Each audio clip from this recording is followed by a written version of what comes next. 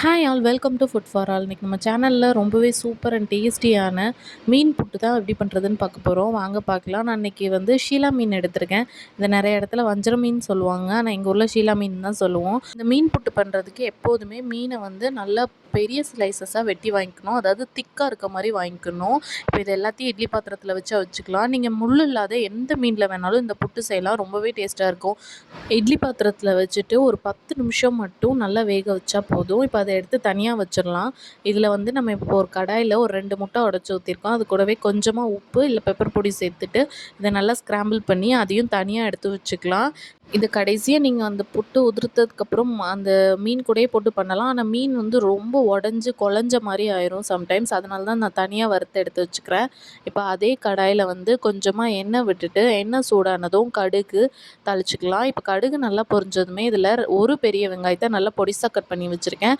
இது கூடவே 2 பச்சை மிளகா, ஒரு கொத்து கருவேப்பிலை சேர்த்து அதையும் நல்லா மிக்ஸ் பண்ணிக்கலாம். வெங்காயம் கொஞ்சம் நல்லா அப்படி கேரமலைஸ் ஆகணும். அதாவது கொஞ்சம் கரிஞ்ச மாதிரி, அப்புறம் இந்த மொறுமொறுன்னு ஆன மாதிரி இருக்கணும். அப்போ தான் புட்டுக்கு ரொம்பவே டேஸ்ட்டாக இருக்கும்.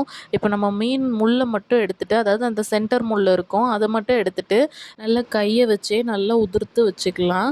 இப்போ கொஞ்சமாக அதுக்கு மசாலா சேர்த்துடலாம். ஒரு 1/4 ஸ்பூன் போல் மிளகாத்தூள், ஒரு 1/4 ஸ்பூன் போல் மல்லித்தூள். நம்ம ஆல்ரெடி 2 பச்சை மிளகா போட்டிருக்கோம், அதனால் மிளகாத்தூள் நீங்கள் கம்மியாக சேர்த்தா போதும்.